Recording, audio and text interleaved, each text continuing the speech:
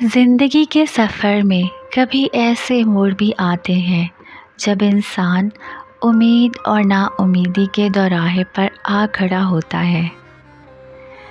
امید اور نا امیدی کا دوراہا جہاں ایک ایسی ہستی کے ہونے کا احساس اور یقین ہوتا ہے جس کے پاس کن کی طاقت ہے، جس کا ایک اشارہ انہونی کو ہونی میں بدل دیتا ہے۔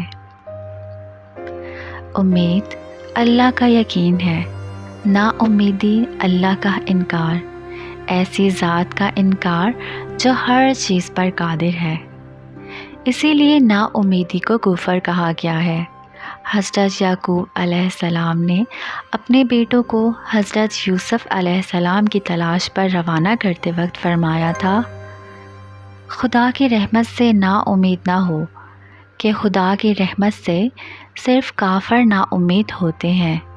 اللہ کی طرف دیکھ کے امید پیدا ہوتی ہے اور دنیا کی طرف دیکھ کے نا امیدی۔